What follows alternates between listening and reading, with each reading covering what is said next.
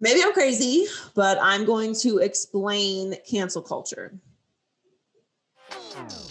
Maybe I'm crazy, maybe I'm not. Welcome to Maybe I'm Crazy podcast. I'm Joy Taylor. Thanks so much for joining us. Charlotte Wilder joins us today, Fox Sports host of the People's Sports podcast. She's amazing. We talk about everything, all of the NFL offseason drama, the NBA All-Star, everything that's going on, NBA MVP, DESHAUN Watson, Russell Wilson, everything that's going on. She's awesome. Whole crazy gang is here, Donnie, Heller, and T. Lots to talk about today. Happy Fat Tuesday. Normally, I would be in New Orleans today. I would be very intoxicated. I am wearing my Preservation Hall band.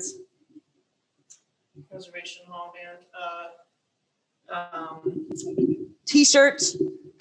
It's a very awesome place. When everything is open, go to Preservation Hall and check out the band there. I miss you, New Orleans. Hopefully next year I can be there drinking way too much alcohol and not documenting it for social media. Let's get started with Charlotte Wilder.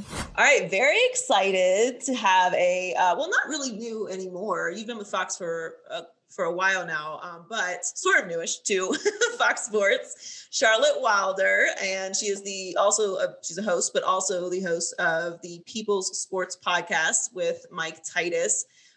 We were supposed to coordinate, but COVID and busy schedules, we didn't in person, but very soon, hopefully, when the world opens. But thanks so much for coming on the podcast today. I love the poster behind you, by the way. I thought you might like that. One. Thank you so much for having me. I'm so psyched. It's so strange because, you say new and I'm like, yeah, no, I'm still new. We're coming up on a year, but until you meet the people you work with, which just happened 2 weeks ago, I was like, oh, well, I'm new here. And they were like, honestly, half of our team is actually newer than you are. So it's so bizarre. You're not really new. But yeah, it's such a different world. But we're navigating. We're getting through it. Hopefully. We sure are. We'll see what happens. Knock on wood. But we did get through the NFL season.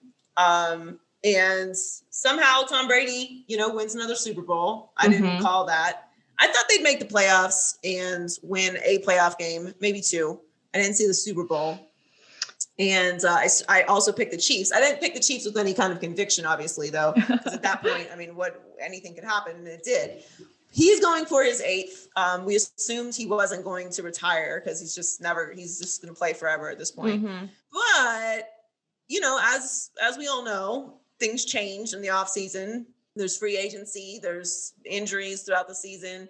Do you think it's possible he wins an 8th Super Bowl? Yes, Joy. I think not only is it possible, I think it's going to happen next year. I am so, the thing that Brady does is anytime someone tells him he can't do something is that he just then tries to go do it. It's like, oh, and he harped on the whole 6th round pick out of Michigan thing for way too long. But the joke with Pats fans to me, which I am one before all the Pats fans listening to this yell at me on the internet, I am one of you. So, try to have a sense of humor about it. But, the underdog mentality that, the Pats are going to their 6th Super Bowl and Boston's like, no one believes in us. It's like literally everybody believes in you. But I think Tom Brady going to the Bucs was his way of being like, I'm going to up the degree of difficulty here and do it at an age no one has ever done it. And then I'm going to do it again. To me would be the most Brady thing ever. And they looked good out there. I mean, they looked like a really complete team. So if everybody comes back, I think that they're going to be,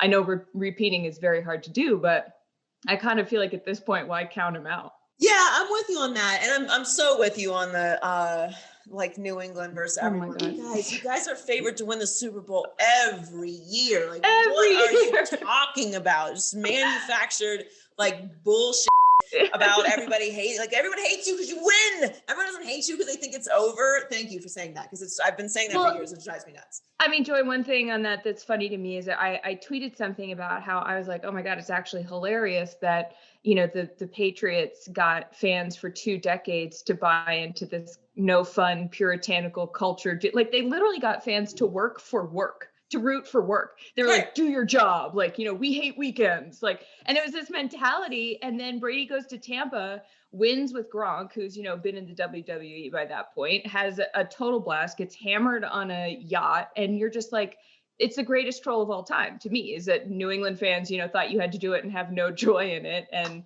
I tweeted that, and I just got, you know, the internet just like lit me up. Pats fans were like, oh, does this duck boat celebration not look like fun? I was like, no, it doesn't, when you compare it to what they're doing in Tampa, to be perfectly honest. No, it doesn't. It's not at all. Like if, No. if you've been on a boat in Florida, it's like, yeah, well, okay, enjoy yourselves if you say so. Totally. But to that point, Bruce Arians said that Brady wanted to try and do it a different way. He wanted to, you know, take a different path. Mm-hmm. We kind of talked about this a little bit when Philadelphia won, because Philadelphia was all about the, like, we do it the fun way. Like, Totally. we have fun. And, you know, I was kind of like, okay, like, that's it. It's fun. Okay. And celebrate. Winning is fun. All right. Yep. But winning is also work. And when you get to the top, which is very, very hard to do, to your point, it's very hard to repeat. It's hard, very difficult to stay at the top. Yep. So, you know, all that fun stuff, obviously Philadelphia is a shit show now, but are the shots at Belichick getting a little out of hand? Because I'm with you. Like, I'm not an for the man. And like, I like to work hard, but like, I also shut it down in a big way when it's time. So like, I think that hard work and consistency is important. And I think that's what Brady brought to Tampa. But like, similarly how LeBron went to Miami and won, and then brought that to Cleveland. Like, I don't like the idea necessarily, like all that no fun, hard work stuff is like silly. I totally agree. I think that, I mean, I think that there's the happy medium, right? Which is, you don't want going to work to be miserable. But you also, if you're kidding yourself, if you know, the whole saying, like, do what you love, it's like, yeah, you can love it, but that doesn't mean it doesn't take work and dedication and days where you would rather not work. Like, of course that's going to happen. So I think the idea that for Belichick and Brady, you can't separate their narrative. Like, who knows what would have happened if one of them hadn't been there. Maybe it worked for them at the time, maybe it continued to work for them, but I do think that it is a bit of an indictment on Belichick that the roster is also falling apart at the same time that all of this is going on. You know, it doesn't seem like he found a way to keep that momentum going. He's famously bad at drafting. And so I think that you can kind of set your own terms and say, you know, we're not going to have fun here if you can back it up. And right now it's looking a little less back upable at the moment. So it's maybe they could have had fun doing it too, or maybe there could have been a little less of that rigidity, but at the same time, we'll never know because you can't go back and do it again. Right. Well, it's just like everything else. It's like, it's balance. Like, enjoy what you're doing and don't make it stressful, everyone. I say this while I've got Brian Flores, Belichick disciple. There's joy in hard work. I love that though. I mean, for you, that's perfect. Yeah, it's special. And he signed it, and he doesn't sign in cursive. Just writes Brian Flores. which I love, love. That's such a baller move. It is. I have not talked to this. But we're in a new era, similar to the NBA free agency and offseason, where it's just madness. Only it's the NFL. And a lot of it has to do, or most of it has to do, in my opinion, because there's quarterbacks moving now. So we've got the stars and the franchise changers moving around, which is something that we really never used to see. Do you like that quarterbacks are being more mobile in the offseason? On the field? Yeah, you know, I do. And the reason that I do is very simple, which is that I love gossip. Like, I am obsessed with celebrity gossip. I follow like all the Bachelor stuff. I've always been this way. And the reason that I think part of me loves sports so much is because it really is just gossip. Like, all we're doing is sitting here talking about other people. And so when you have more movement like that in the league, and then it brings up more discussion, and it's like, is this good? I don't know. It's something to talk about, you know, and it's a change that we haven't seen from, you know, one guy going to one team and then staying there forever. And it's interesting in the era of the NBA where player empowerment is such a big part of this world, which I know we'll get to in a little bit here. But I think it's just fascinating to see players putting their foot down, especially guys like Deshaun Watson, or I mean, who knows with Russell Wilson, who have no trade clauses in their contract, where they're like, oh no, not only do I want out of here, but I get to approve where I go. And that's like, I think it's going to result in probably better football too, to a certain extent, and also worse football. And maybe it's less league parity, but I mean, I just love having more things to sort of consider and talk about. No, I'm with you. We're soulmates in that regard. I'm like, I'm in the content business. Yes. This is brilliant. Why do you not, when it really hit me was, I mean, I don't say it was 3 or 4 years ago. I think it was 3 years ago, where there was just this rash of injuries to so many superstars. Like it felt like half of the league's stars were injured. And it was like, what are we doing here? Like, why are we not elevating more stars? Like half the quarterbacks are out. Who are we even watching? And like, why are you not elevating your stars the way that the NBA does? That comes with other things, like people want to control their careers and maybe ask for trades and things like that. But there's a balance to it that we know everybody more personally. We know their stories. We know what their personalities are. Like when the NFL wouldn't let anyone celebrate, like for what? Like this is entertainment. We want to be entertained. Give us the content. Feed us. Like totally. And we're only going to talk about it because the NFL is king. So I love that they're moving in that direction, and I'm totally with you. Like the gossip. By the way, so fun. Side note, I am so glad that Matt sent that crazy girl home. Okay. And I'm calling her crazy because it is a crazy thing to do. It's crazy. Absolutely insane. I mean, maybe we should start our own Bachelor podcast, Joy. I don't know. There's a lot to talk about there. So this is my first season watching The Bachelor. This is first Bachelor. I'm like, I'm gonna support. Yep. And I'm blown away by the entire concept. Like every week I'm texting my group chat, like, is this normal? No, seriously. What is happening right now? It's like psychological manipulation. I think it's awful and I can't stop watching it. There's no way I would participate in this. I don't even think I could be the Bachelorette. I'm too mean. So there's just no way. There's just, they'd be like, all right, you'd make for great TV though. I don't think people would like me very much. I'm not that nice. You, Joy. People think I'm nicer than I am. Where do you think Deshaun Watson ends up?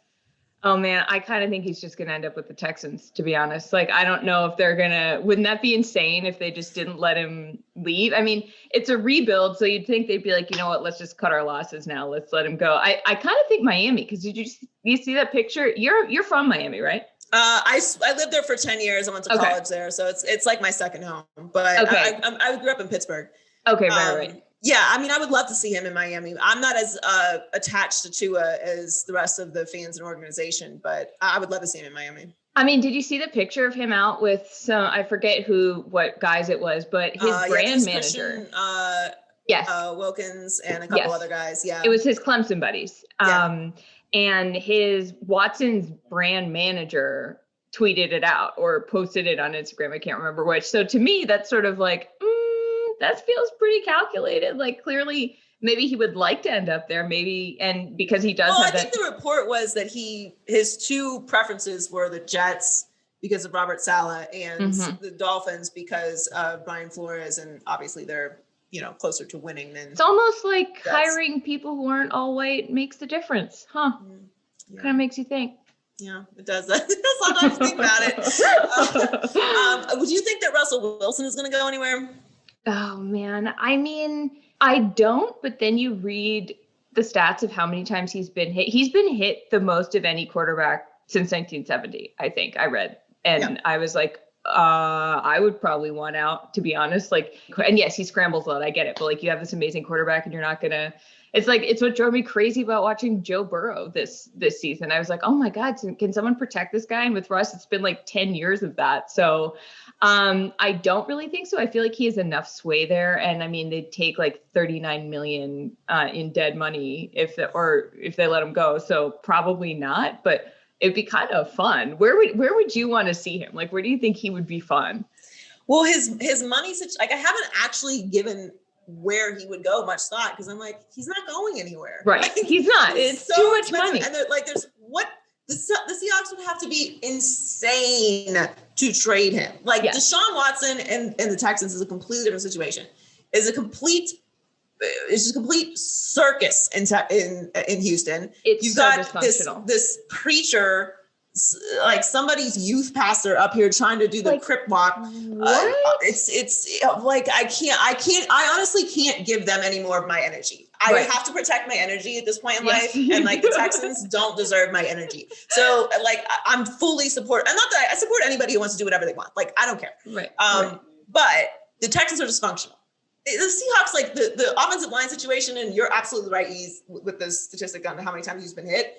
But like, it just feels more like they're more fixable. I totally agree. And I feel like they have a huge incentive, a $39 million incentive to fix, or $69 million over however many years, but they have a huge incentive to fix it. I think that they can. I mean, they won a Super Bowl. Like clearly they can do things right when they want to. Right. But I do think the difference in these organizations where I feel like the Seahawks are an organization that like kind of teeters on like, are they okay? Are things okay there? And then they sort of like manage to right the ship. And then other places like the Texans just like descend into chaos. So no, I'm totally with you. I do not see Russ going absolutely anywhere. I also feel like he's like too nice almost to be like, do you know what I mean? He's like, well, Seattle raised me, so. For the Texans, like you think he's going to end up staying with the Texans. I don't, because I think Deshaun's prepared to make it ugly and like not show up and maybe not even play, like maybe do a Le'Veon Bell and not play. So, you know, I could see that happening because there's no way Deshaun's going to lose the support of the fans because everyone knows Deshaun is a great guy and they know what a disaster the Texans are. And genuinely, we want to see stars in places that they can thrive. Like as fans, as like media members, like we want to watch good football. We don't want to watch Deshaun Watson running around for his life, putting up unbelievable numbers and them going 4-12. Like no one wants to see that. So, but with the Seahawks, I don't see Russell Wilson like not playing or doing anything. Oh God, crazy. no, I can't see him missing a game, let alone a season. I do wonder if with the Texans, if Deshaun decides to sit, if they keep him and he sits, how many games it takes before he wins the game of chicken. Cause Deshaun's going to win this one.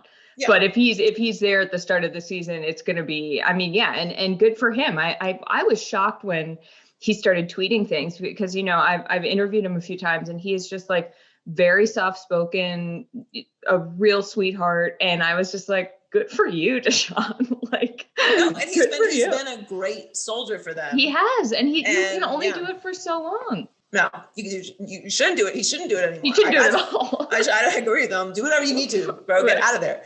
Right. All right, so let's talk a little NBA. We're nearing the All-Star break, which is going to be interesting. All-Star game. I was at the All-Star game last year in Chicago. And now Chicago is like getting 10 feet of snow, as is, I guess, the rest of the country as well. I know, right? Where are you right now? I'm in New York. I'm in Brooklyn. Okay, so you're getting snow too, but not as bad as Chicago. I don't know. Is it as bad as Chicago? No, God, no. I mean, someone just texted me and was like, "Hey, how much snow are you guys getting?" And I was like, "I did not know we were getting snow, but now I will check the weather."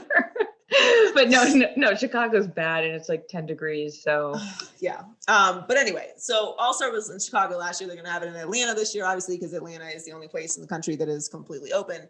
Fans go?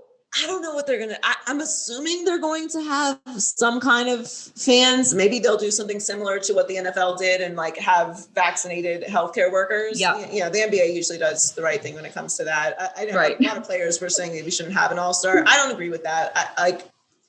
We're moving. You have a season. Like you have a season. Why not do it? Bubble. Okay. Understandable. But like, you know, we're not in the bubble. So just, I think you should have it. But obviously their concern is it's Atlanta and are people going to go out? And, you know, well, that's why you have testing. So you'll find out. Right, exactly. Who is your MVP so far? I think I wouldn't have said this a month ago, but I think Steph. But I really think it depends on how you define MVP, because that to me, you know, it's like, it worked out with the NFL this year that Aaron Rodgers happened to be the best player on a team that made it as close as you can get without getting to the Super Bowl.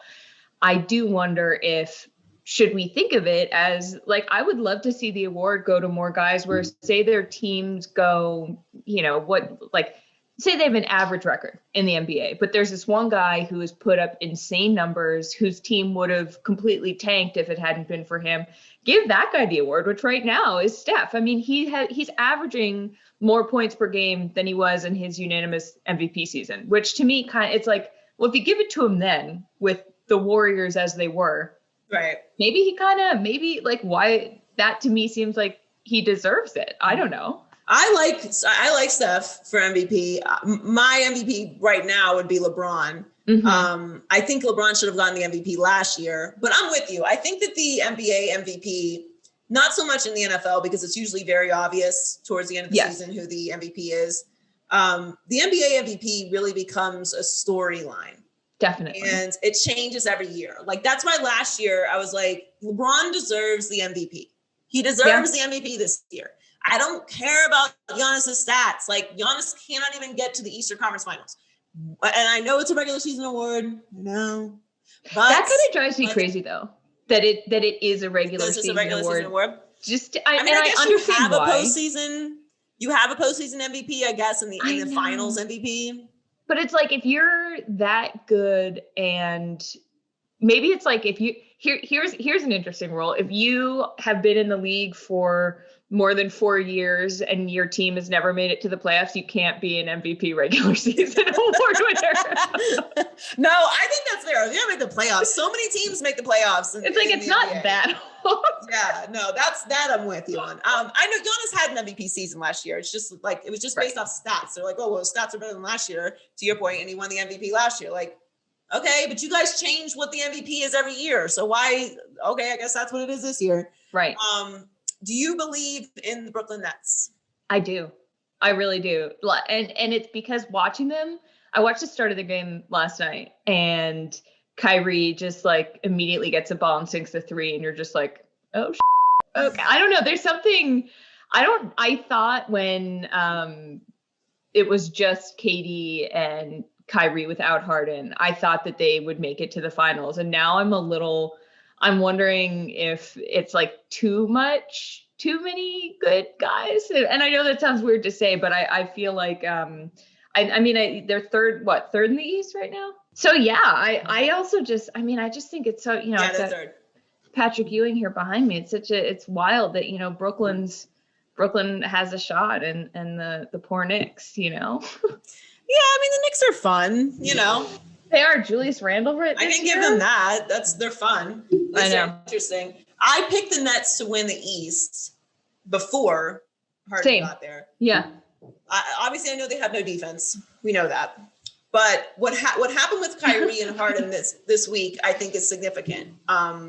With Kyrie telling Harden he's the point guard, and them having that conversation, because I really believe in roles in the NBA. I think they're very important. Like great coaches assign roles to players and get them to buy into their role. Totally. And do great and be excited about contributing in their role. You don't have this in the NFL because you have positions. An offensive lineman is not going to be like, coach, I want more carries. Is that how it works? So you don't worry about that. Like, what your job is. Right. So I think it's very important because to your point, is it too much, which is everyone's concern other than the defense, obviously. And I think that when you have assigned roles and everybody buys in, and Kyrie is obviously the biggest question mark for buying into it, I think that's right. No, I think you're right. I think that's true. And I think that Kyrie's level of, I feel like, this is total speculation, but Kyrie to me has seemed to play best when he feels appreciated and heard pretty much, which maybe with the coaching staff now, they're able to do that. I think that the way they publicly handled his taking some time this fall was a pretty good indication that they've got his back. And so if he can stay locked in on that, and if he and Harden can end up working in harmony together, then what a fun team, what a fun thing to watch. But I could also see it just completely imploding. Well, at least it's going to implode in the postseason. It's going to be interesting either way. Exactly. We root for content. That's what we do. Exactly. We do. Well, thanks so much for coming on with me, Charlotte. Make sure that you follow her at The Wilder Things on Twitter and Instagram, and subscribe to the People's Sports Podcast. She's not that new to Fox Sports, but I'll be new however long it works to be new for. If it's Yeah. to my advantage to be new, then fantastic. Well, we're happy to have you. And make sure you go follow her and support. Thank you so much for coming on the podcast, and stay warm since it's like I guess just cold in New York. It's just cold everywhere that's not California or Florida. Thank you so much for having me, Joy. It's great to talk to you. Thanks. With it, with it, quit it. What? With it. We about to turn up in this bitch. What's up, Heller? What am I winning or quitting today? All right, Joy. Hello. Here on the Maybe I'm Crazy podcast, we don't have to get ready because we stay ready. Facts. Before Draymond Green dropped gems on the world about the double standard between star players and owners, which we'll get to more later, we were already planning on talking player empowerment in Wit It or Quit It today. At the risk of oversimplification, player mobility has been more of an NBA notion of late and overall until the likes of Aaron Rodgers, DESHAUN Watson, and Matthew Stafford started trying to take control of their own careers. Joy. NFL players deserve more control over their careers, not less. Wit it or quit it. With it, and I think I should clarify star NFL players. Star NFL players. Got deserve you. More control of Star their careers. NFL player equals NBA player? Is that what we're... No, I mean it like this. Like, Okay. I don't have a problem with player mobility. I think it's great for the league. I think it's great for us. I think it's fun for fans. We just saw Tom Brady leave the Patriots and go to the Tampa Bay Buccaneers. Turned out well. Win a Super Bowl Turned out well. at age 43. That's incredible. It's an amazing story for the league. It's going to give us content for bajillion years. And that's awesome. I don't have any problem with what Deshaun Watson's doing. I don't have any problem with Aaron Rodgers putting pressure on the Packers to make some moves. Russell Wilson, hey, can I get an offensive line so I don't get hit more than any quarterback in NFL history? Mm-hmm. Matthew Stafford, hey, I've given Detroit a lot of years. Detroit's, we've not been great. I'm ready for something new and to prove that I'm capable. I don't know what's going to happen, but whatever. Like, I'm here for all of it. I don't think that fringe players should be coming out talking about, I want to get traded, it gets out of hand. Like, if you are somebody who has earned the right to do that, then do it. We see it in every other business. This is not a new thing.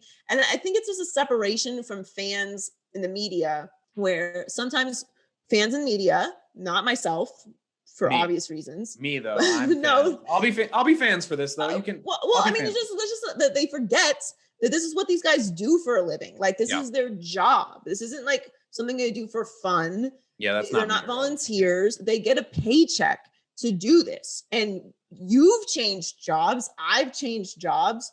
Some people have broken contracts and gone out to sign new contracts. Executives do it. People do it all the time. So the only difference is no one shows up outside of our job with, a hoodie with our names on it, because then they would be dragged away to jail for stalking.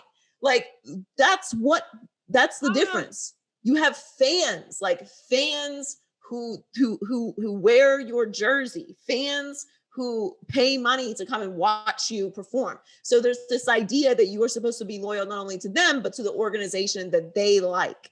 And that's fine until that organization is no longer serving your long-term goals when you have sacrificed for them.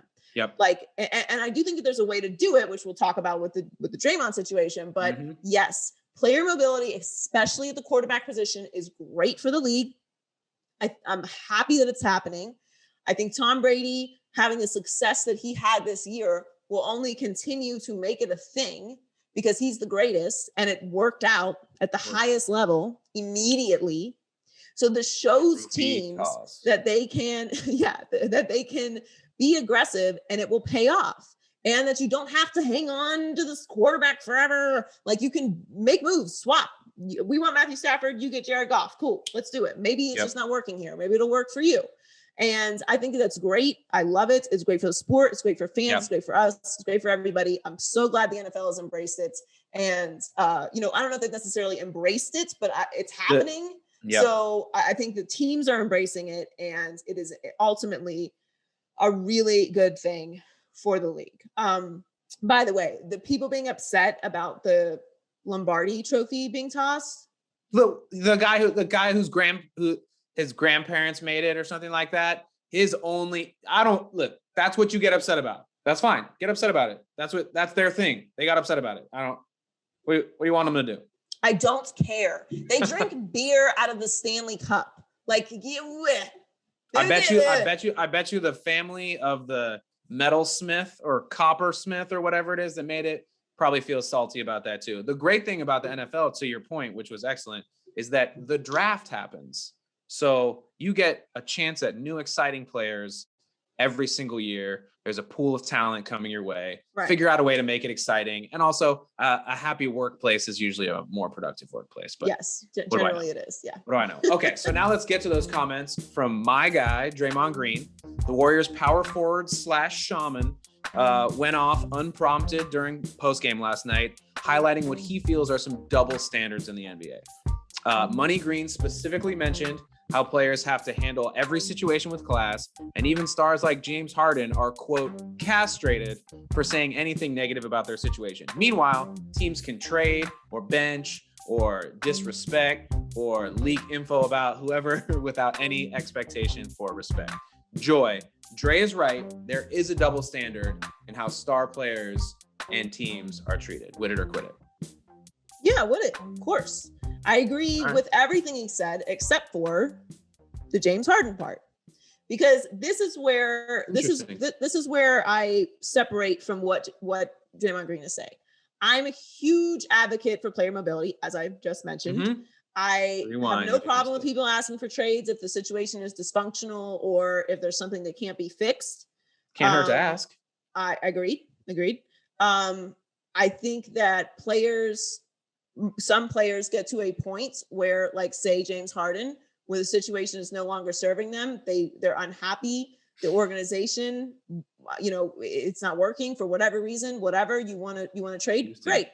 Because this is why I don't like loyalty to organizations. It's silliness. Right. Yeah. This has always been the way it is, which is why when people start talking about loyalty, I'm like, shut up. There's no such thing as loyalty in professional sports. It doesn't make sense. It doesn't exist, right? It's nonsense. It's a figment of your imagination.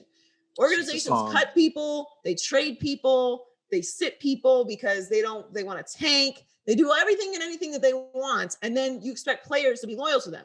That, I think, is insanity. It's like dating a toxic person. Like, what are you doing? They're not going to change, and this is how they behave. Now, I'm not saying that the setup is necessarily toxic, because this is the game. This is the structure of this sport, of this business. It's how it exists. Yeah. That said, the double standard ends for me when you behave like James Harden behaved. You can't be out here posting stuff on Instagram. You're in clubs with, no mask on. You're breaking COVID protocols. Yeah. You're coming in late to practice or missing practice. You're not telling people where you are. Like, be a professional. It's always advisable, yeah. You can say, I would like to be out of here, and do it in a professional way. Because at the end of the day, you do have teammates. You do have a reputation. You do have a legacy. And if that doesn't matter to you, fine. But don't be mad when people are upset with you. So that's where I separate from Draymond. There should always be an expectation of dignity when you do something. Now, organizations do get held accountable when they don't behave that way. Look at the Detroit Lions. Nobody has any patience for the way that they treated Megatron and what happened with Barry Sanders. We never forget that. Right. There's not this complete double standard that we don't hold organizations who are dysfunctional accountable. That's why everyone's supporting DESHAUN Watson. That's why most people, quiet as kept, whether they want to admit it or not, understood why LeBron left Cleveland and why he left a second time. Comic Sans. And why he left the Miami Heat, even though they weren't a dysfunctional organization. He was like, everyone is hurt. Like, yeah. I'm going to go. Okay. So the idea that the organizations aren't held to the same standard, like, I wouldn't agree with that. I do think that there is a little bit of more favor and understanding on the organization side. And the reason for that is because that's the structure of the business. That's how this works. It's normalized. Yeah. You can be not normalized. It is what it is. You can be traded. You can get cut. And you do have the ability to negotiate those things in the CBA. That's why they have one of those. Yeah. So I think from a realistic standpoint, I understand what he's saying and I agree with him. Organizations should be held to the same standard that players are held to as far as professionalism and dignity and honesty. I'm the first person when someone comes out and they were like, yeah, the coach told me they weren't going to trade me, or the GM said like, go buy a house, and then they trade them. Like, I'm the first also, person. We don't hold it against them for a long time, but we do, if a team handles someone poorly, we do not like that and voice those opinions. That's what I'm saying. Like, I don't think that there's this blatant double standard out there that organizations aren't looked on poorly when they treat players badly. I don't think that's true. In the same respect, I don't like what James Harden did either. There's a way to go about things. Yep. So I do think that both sides need to be more respectful.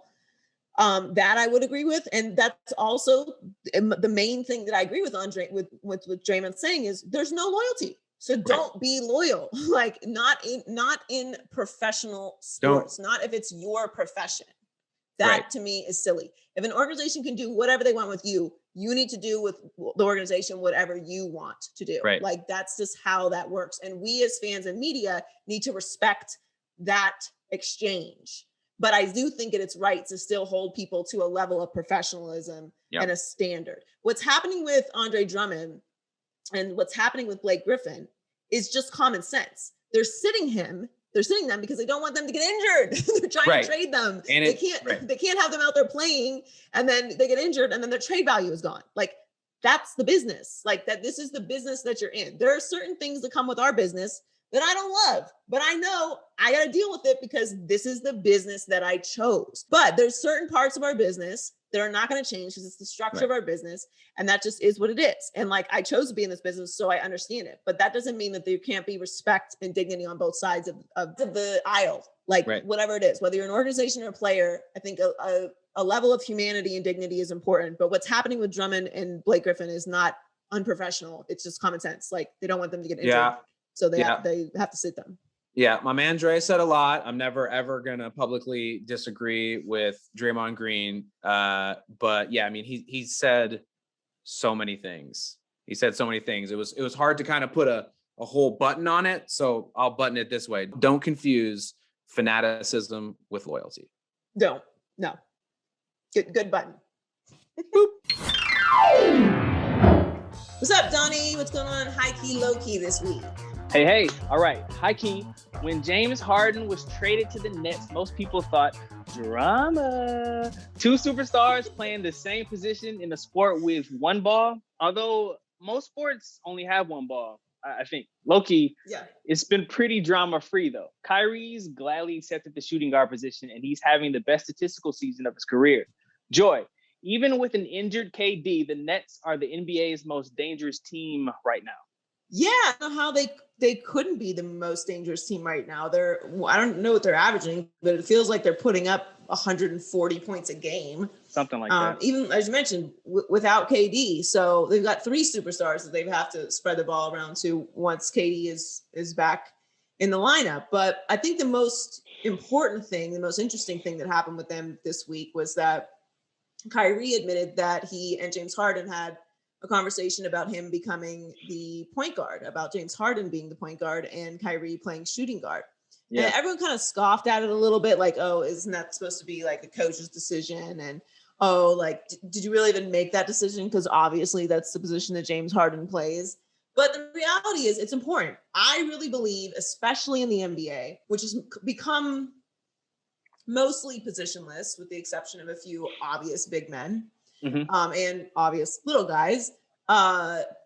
It's mostly a positionless sport for the superstars, and it's very important to know what your role is. And it's important for superstars to know what their roles are. Everybody has a role to play, even if you are one of the big three.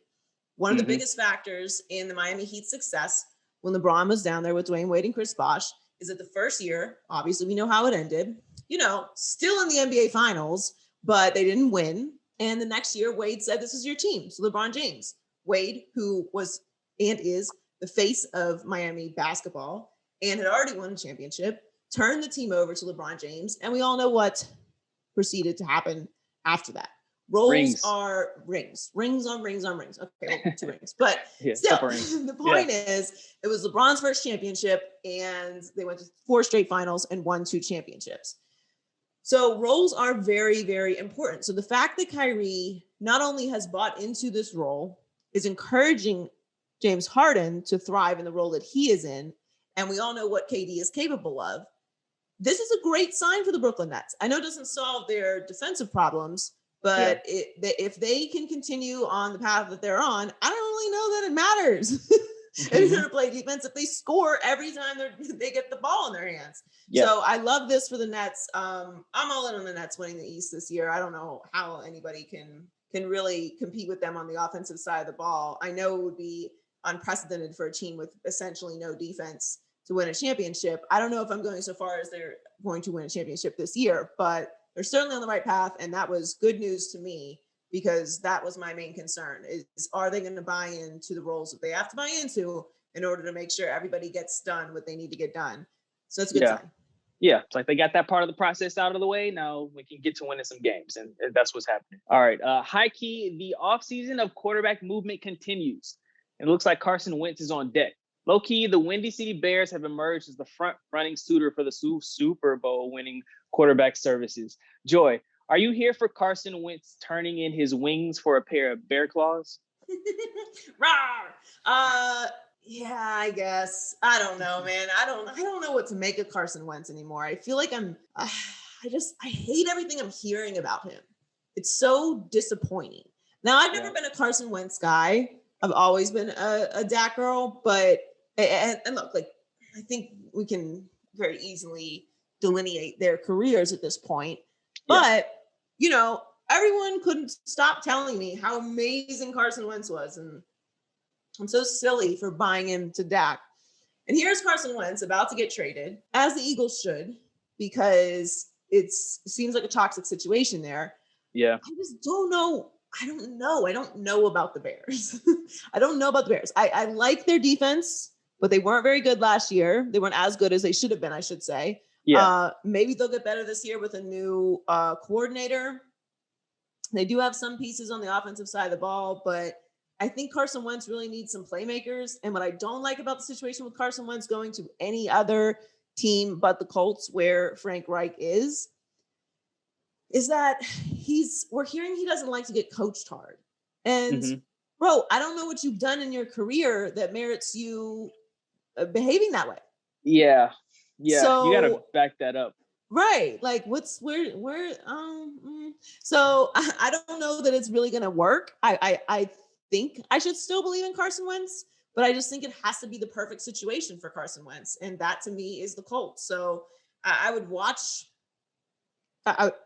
with interest and intrigue to see if it worked there. But I just think, one, that division is really tough. And two, Chicago is slightly kinder to their stars than Philadelphia. I mean, that's a city that still demands excellence. Yeah. And again, if you're not willing to be coached, if you're not willing to be told this is not how you're doing it, you need to do it this way. I don't really know that it's going to work anywhere else other than with the person who we originally saw him have success with, which is Frank Reich. Well, when it comes to food, I feel like the food translation from Philly to Chicago is pretty equal, but going from Indianapolis, I don't know what Indianapolis specializes in. So food wise, ribs, okay, that's pretty good though. I think they're a big barbecue place. Got you. Okay. I could be wrong about that. I'm gonna take Chicago deep dish pizza over Indy ribs, but that's just me personally. A very unpopular opinion. I'm all ears. I love Chicago. In the summer, okay. I want nothing to do with it right now. Which is why I couldn't live there, because their winters are brutal. Yeah, I love Chicago in the summer. Great vibes. There's a butt coming. Amazing food, amazing restaurants. This is building to a butt. Everyone is so happy because the sunshine is out. Summertime shy. I love it. Summertime shy is good. Deep dish pizza is not good. Deep dish pizza is not good. It's so filling. It's like cheese soup, but like it's not soup. It's not soup. And there's so much sauce. Why do we need sauce? Why is there so much sauce? So much sauce. Because there's so much bread. You got to back up the bread with the sauce. I feel like there's so much bread. You got to have some extra sauce. I'm a thin crust person. I can't do all the dough. Yeah. I tried it. I went to like one of the originals. I can't remember the name of it. Very touristy, and like got myself one. And I got through about 3/4 of a slice and was like, okay, this is pizza soup. It's a piece You of soup. experienced it. Yeah, it's a real pie. It's a true pie. It's not my favorite. True piece of pie. It is, but it's so saucy. I don't know. It's so It's not my good. favorite. It's To not my each favorite. his I love own. everything else about Chicago, Yeah. but yeah. There's a but. All right. Well, high key, apparently bullying, abusing, and being flat out racist towards players doesn't disqualify you from joining the ranks of NFL coaches, just as long as you know the right people. That's the American way. Low key, this isn't the start the Jags wanted with Urban Meyer, but it's the start they got thanks to his and Chris Doyle's 20-year relationship, I guess. Joy, the good old boy days of the NFL need to die. Yeah. Bye, Felicia. Yeah, adios. Peace out. No more. Bye. What is the point of this? Look, Urban is a friend of the network, obviously. Mhm. And I think that he's going to have success in Jacksonville. And I'm going to watch with great interest, obviously, because of Trevor Lawrence and Urban Meyer. But this was a bad decision. And we don't, the good old boy days, honestly, they're hanging on by a thread. And it's just time to understand that if you are going to behave this way, you're going to be held accountable. Just know that. And if you want to be mad about it and call it cancel culture or whatever, I don't believe in cancel culture. I think everyone has made mistakes. You should be able to learn and grow from your mistakes. You can't ask for growth and perfection at the same time. Those are not the same. They're contradictory. Yeah. If you're perfect, you don't need to change. Right. And no one is perfect. So we want to change hearts, right? We want people to grow. We want people to learn. Everybody, and this is not an excuse machine here, but it's just reality. And that's where I like to function. Everybody does not come from the same place. Whether they're right or they're wrong, they don't. Urban Meyer has been doing things his way, sometimes wrong, sometimes right, for a very long time now. And it's gotten him to where he is, which is the head coach of the Jacksonville Jaguars. Yeah. So he now has responsibility to build a staff, and people like to hire people that look like them, that think like them, or that they know their track record or know them personally. So maybe they don't look like them or think like them, but they know them and they know their work, right? Comfort zones. Which is the reason why he hired Chris Doyle. Mm-hmm. But when you are on this stage, it's not as simple as, oh yeah, I know him, I like what he does, and I know him personally, so I'm going to hire him. There's a whole other thing. Mm-hmm. There's a whole other responsibility. There's a whole other factor that you have to consider when you're making these hires, which is what Urban learned. Chris Doyle should not have been hired. I'm not saying he doesn't deserve a second chance, but he has been unemployed for a year. Okay. Yes. So let's not act like he's been wandering through the desert for 20 months. Okay. Like he's been unemployed for a year. All right. And giving him this job is not helping him atone for his behavior. So it's not cancel culture. There is such a thing as consequences to your actions. And this is my issue with people that freak out about cancel culture. Like, I hate cancel culture, whatever, blah, blah, blah. No. There is a difference between having consequences for your actions and being canceled. Mm-hmm. Okay. I don't believe that you should never be allowed to work and make money again if you make a mistake.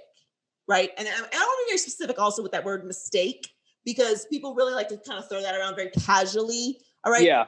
People who have been canceled, like actually canceled, who have done horrific things to other humans, like, for example, R. Kelly or Bill Cosby.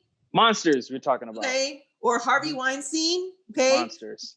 Cancel them. Yeah. It's beyond cancel. It's not even about canceling them. Like, they need to be held accountable for their crimes. Right. Okay. That's a difference.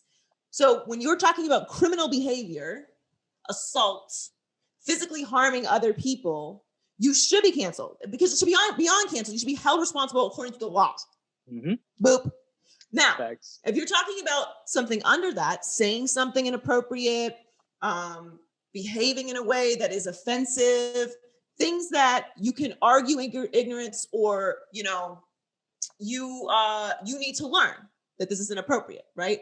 Or you need to be held accountable for the fact that you're doing something inappropriate.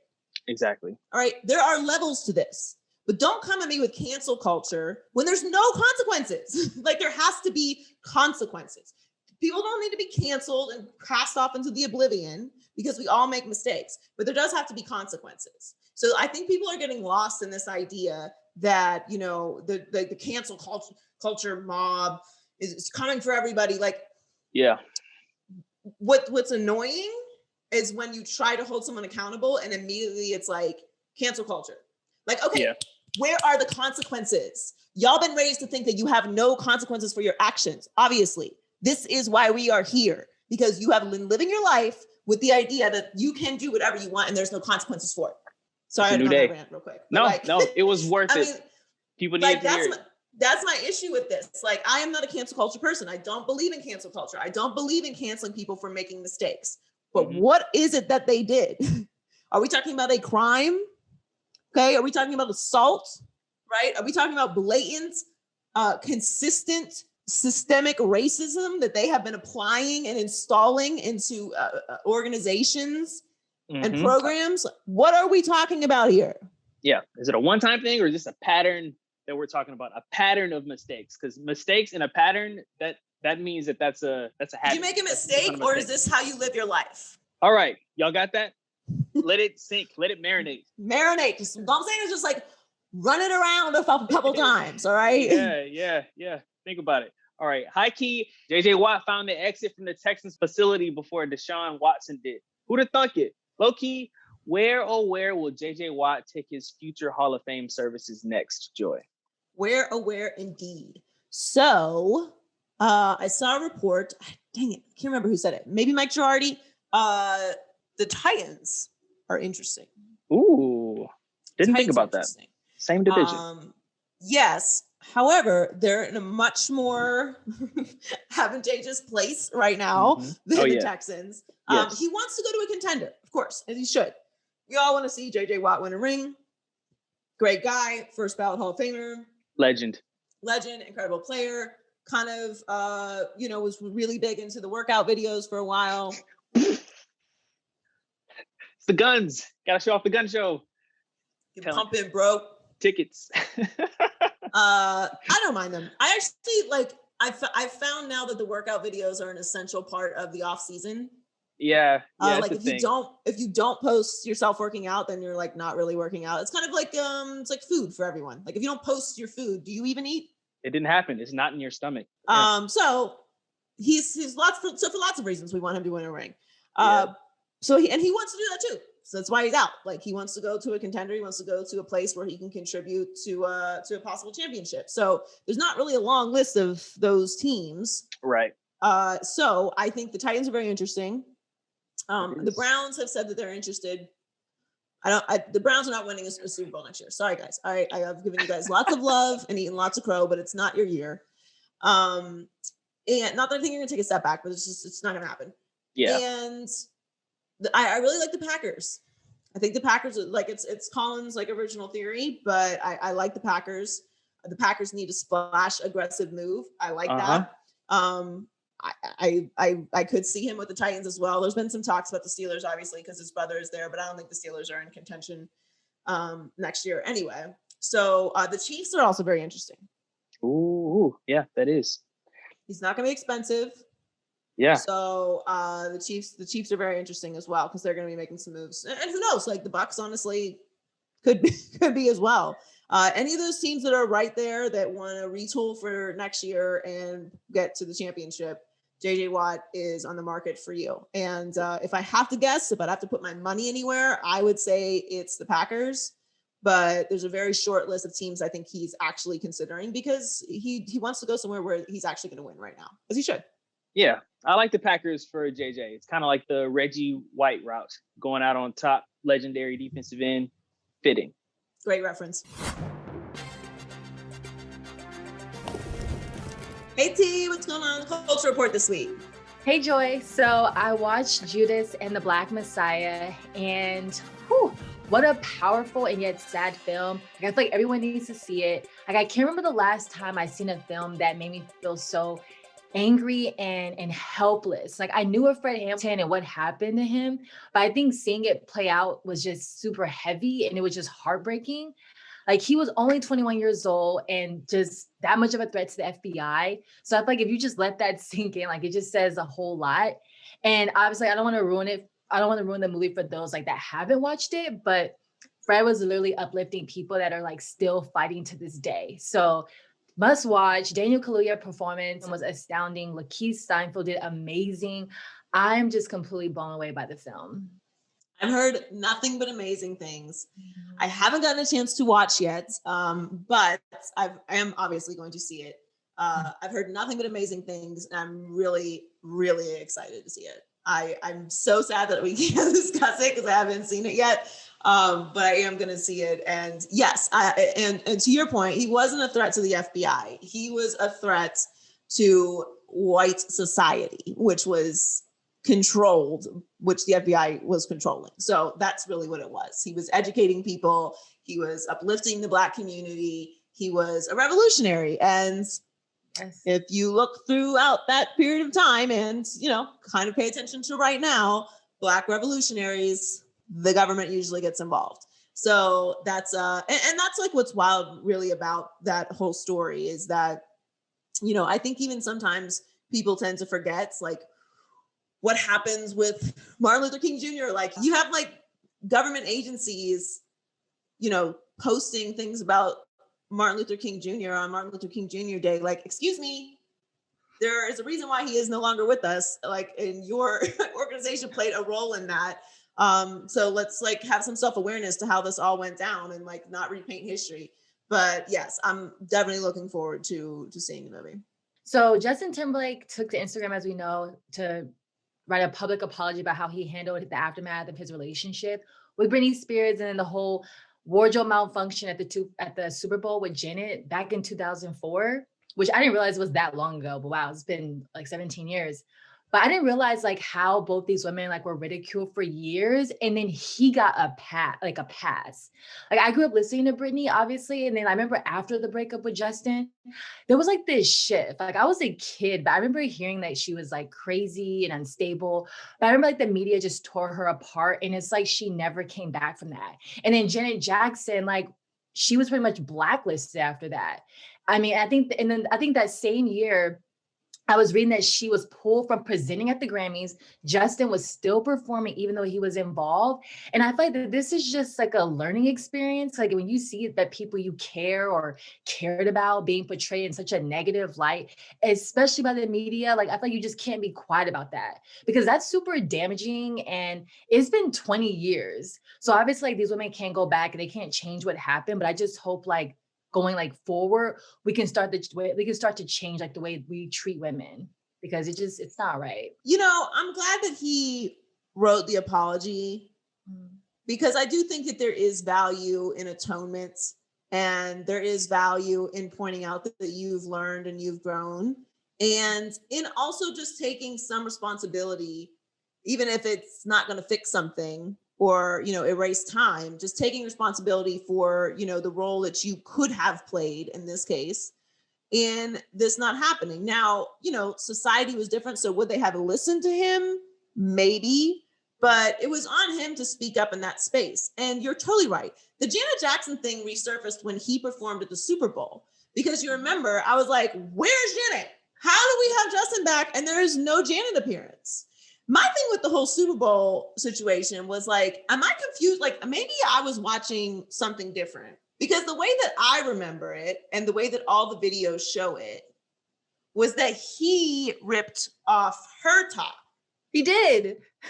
The removal of the clothing was Justin taking it off. Why is Janet being canceled? Why is Janet being blacklisted? You were the one who did the thing. What are we talking about here? So like that part has always completely blown my mind. Like I was never mad at Janet anyway, because, you know, the human body doesn't offend me because I'm not like weird, but I mean, I get it. Like, you know, you have children watching the Super Bowl halftime show is supposed to be a little bit PG, fine. But both of them should have been punished equally. Okay, equally. Justin was the one that did it. How is he not being held accountable? And that's what bothers me about the situation because, you know, Britney and him, and obviously Britney, you know, she had a very public meltdown. What the cause of that meltdown was, we probably will never know because that is Britney's like personal business. And obviously she's been in this, weird situation, conservatorship with her father. Like there's a lot going on there and he could have stood up for her as well. And now, people are standing up for her and giving her a voice in this like very strange situation. But with Janet, I feel like if you are seeing that if you are both involved in the same situation and you're seeing someone being unequally, like he should have said, I'm not going to perform at the Grammys if Janet can't perform. Yeah. Like I'm not going to perform at the Super Bowl if Janet can't come. I'm going to do that because this is not right. I was involved in the situation too, but I'm not being held accountable. And that is the lack of awareness that these white men who get these passes participate in. Like you don't have to deal with the consequences, but then you can't understand why other people can't achieve the same things that you do.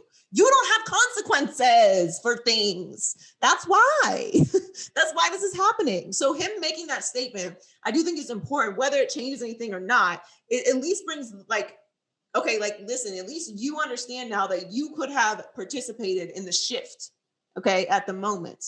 It shouldn't have taken you 17 years to realize like that you should have stood up for Janet. You're the one that did it, but you got away with it.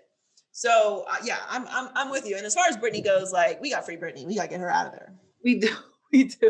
But I wanted to mention too, there was a video that surfaced of Janet talking to Oprah, even saying that she wished that he would have spoke up. So like that could have been an opportunity there too, because she said it in an interview, But yeah, no, he had plenty of chances. He shouldn't have done the Super Bowl. He should have done the Super Bowl. He should not have done the Super Bowl without Janet. Without an appearance by Janet, he should not have done the Super Bowl. That's selfish. It's wrong.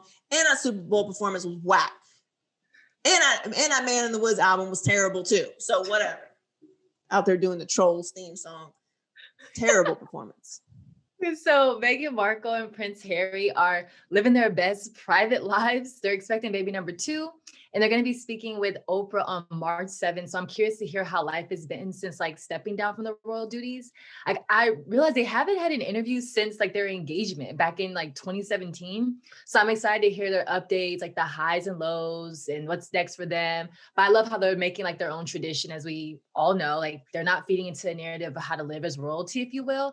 So I'm definitely looking forward to the interview and hearing about their lives from their mouths, like not by the media's assumptions. Oh, I can't wait for this. Everybody's having babies. My brother's having a baby. Yes. He's having a baby boy. They found out yesterday. My oldest niece is having a baby. She's going to find out in a couple weeks. And so I'm going to be a great aunt. And, the Duchess of Sussex is having a baby. So it's like basically all family. But no, I'm very excited. I'm very excited for this interview because I think that, and maybe we'll never find out, but the way it looks to me is that this was the plan all along. I think Harry was like, I'm done with this life. I'm done with this bullshit. I know what you did to my mother. Okay, I've dealt with this for long enough. So we're going to get this nice big wedding. Y'all going to pay for it. We have a lovely time. You can wear a beautiful tiara. You know what I'm saying? And then we're going to leave. We're going to leave. We're going to get about this bitch. And I'm happy for them. I don't understand. I mean, I guess it's not our culture.